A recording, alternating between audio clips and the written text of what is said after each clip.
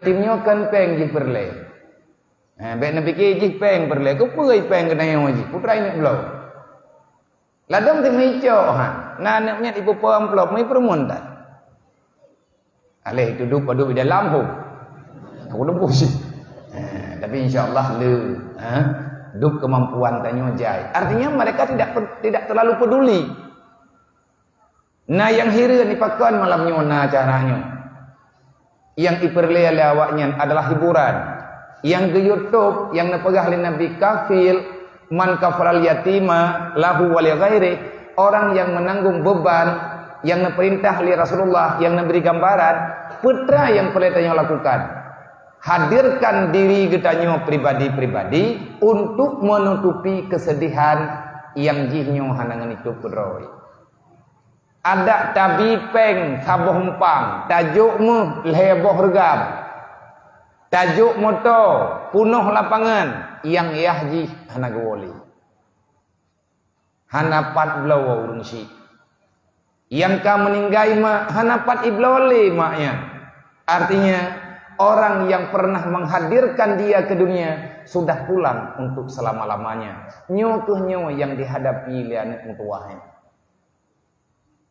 Kejadian persis lagi yang dalam sejarah wate Nabi Jamun jemput anak yatim, tanya oleh Rasulullah putra masalah, dia menjawab, Rasulullah pun nangis. Kekli Nabi, berat Nabi merasa bersalah karena ini pegah gara-gara Muhammad pakat ayah lung perang tak ngoronyong nak woli maklum kagak berangkat lung ke kubah tidro koi rumah lung hana gebidu le intangnya man sawa kata dan lung ku nak tetat Muhammad ipegah lain namanya ya kepe kayak tetat Muhammadnya teman lung kan tanya etna tanggung jawab ganyan ayah lung kam meninggal. Itulah Nabi ni semayang bangun gara-gara gecok gak puo kat mana waile ni pusuk baje-baje baru jauh masjid. Apa nak kali Nabi? Aina mal aitam. Aina man takunu aitam fa ini abi. Dimanapun yatim itu berada, akulah bapaknya. Orang minta pakai dengan yatim, orang kan minta pakai dengan Rasulullah. Awaknya iya Nabi Muhammad be. Orang yang pegat masalah dengan fakir miskin, Nabi ni pegah orang dron kan pakai syara alum.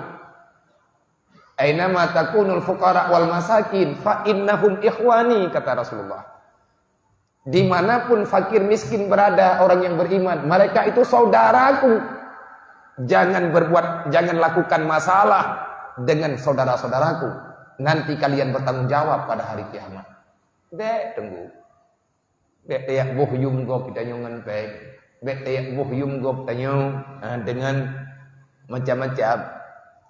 Udang gatian punya ketepuan rawa gatian geberi oleh Allah. Gatnya lebih hebat daripada orang kaya yang pemurah.